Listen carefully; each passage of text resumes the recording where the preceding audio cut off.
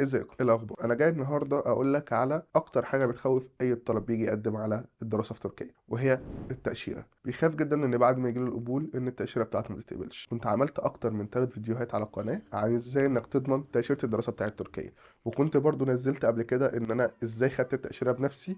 ومش انا بس اللي خدت التاشيره، انا السنه دي الحمد لله ساعدت اكتر من 25 طالب ان هم ياخدوا التاشيره بدون ولا رفض. فتعال اقول لك كده ازاي تضمن 100% انك تاخد تاشيره الطالب بتاعتك، وايه هو القرار الجديد بخصوص الحساب البنكي. يلا نبدا.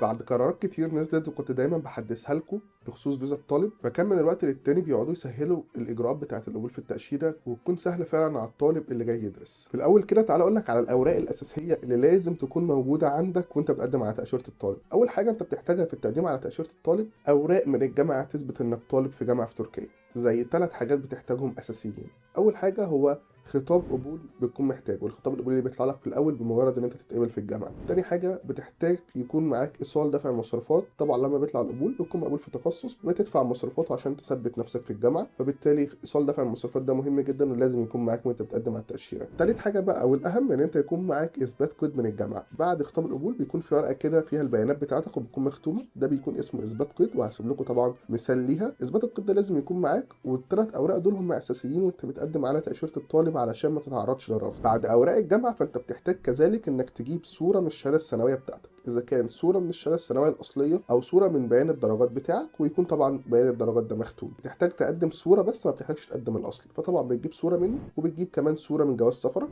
وبتجيب كمان 3 صور شخصيه ليه. والصور الشخصيه دي زي ما كنت عامل فيديو عنها قبل كده طلعت مهمه جدا، لان زي ما هو بيحطوا الصوره لازم يكون ما عداش عليها 6 شهور. لان انا في مره من المرات اللي قدمت فيها على التاشيره كنت واخد رفض بسبب ان الصوره بتاعتي كانت قديمه، فلازم تتاكد ان الصوره بتاعتك ما يعديش عليها 6 شهور، لان هيبقى حرام جدا لو اترفضت بسبب حاجه زي دي. كنا بقى بعد ما بنخلص المراحل دي بنبتدي نتجه على الحساب البنكي اللي هو حاليا بالنسبه للطالب ما بقاش موجود. الحساب البنكي نزلوا قرار من فتره قريبه جدا واللي هو حوالي اسبوعين من النهارده ان الحساب البنكي لغوه للطالب. لغوه للطالب بمعنى ان هو ما بقاش شرط اساسي. يعني لو معاك كشف حساب بنكي بتحط في الورق بتاعك اذا كان ليك او اذا كان لوالدك او اذا كان لوالدتك، لو موجودين بتحطهم في الملف بتاعك، لو مش موجودين فهو ما بقاش شرط اساسي. السفاره دلوقتي تقبل ورقك لو ما فيش حساب بنكي، وطبعا ده يرجعنا لنسبه ان انت دلوقتي قبولك بقى 100%، ما بقاش في اسباب كبيره للرفض الا في حاله طبعا لو الاوراق بتاعت الجامعه فيها مشكله او حاجه زي كده.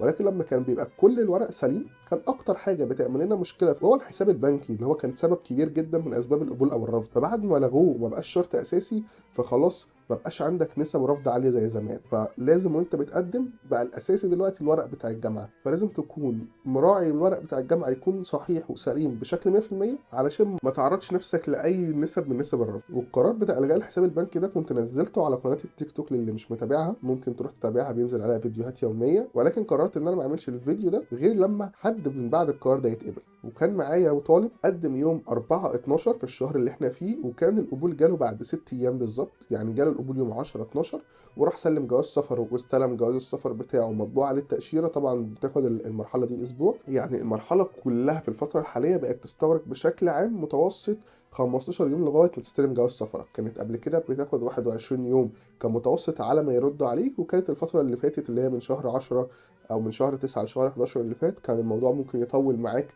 لغايه شهر او شهر ونص كمان. فحاليا الاجراءات بتاعت التاشيره بقت اسهل بكتير، وده راجع لعوامل كتير جدا. طبعا اللي متابع تركيا او متابع الاخبار عنها هيعرف الفتره اللي فاتت موضوع الناس اللي كانت بتيجي بتاشيره الكتروني ونظام الترانزيت، وكنت انا عملت اصلا فيديو عن موضوع التاشيره الالكتروني ده، ممكن ترجع تبص عليه. وهعمل لكم فيديو تاني بيشرح ليه اصلا او ايه نظام الترانزيت ده وليه هم عملوا الاجراءات بتاعت فيزا الطالب دي، لان فيزا الطالب دي سهلوا حاجات علشان يصعبوا حاجات تانية. ولكن مش هنقدر ان احنا نغطي كل الحاجات دي في فيديو واحد، فهخليه في فيديو منفصل بيشرح ايه هو الترانزيت وايه هي الفيزا الالكترونيه او الفيزا السياحيه. كمان انا بساعد الطلاب بشكل مجاني 100% في تحضير ملف التاشيره، بساعدك في تقديم الملف بحيث ان انت مش بعد كل الخطوات دي تترفض، اذا كان انت اصلا محضر الورق بتاع الجامعه من الاول معايا او حتى انت بس بتحضر ورق التاشيره. فلو انت حابب ان انت تراجع الورق قبل ما تروح تقدمه للسفاره عن طريقي هتلاقيني سايب لك لينك الواتساب تحت الفيديو هنا، ممكن تخش تبعت لي رساله وان شاء الله اقدر اساعدك في تحضير الملف بتاع التاشيره. اتمنى ان انا اشوفكم فيديوهات تانية كتير، وان الفتره اللي احنا قعدنا فيها ما بننزلش فيديوهات دي ما تتكررش، واشوفكم بشكل مستمر. تستمر. اتمنى ليكم التوفيق يا رب دايما، واشوفكم فيديوهات تانية كتير.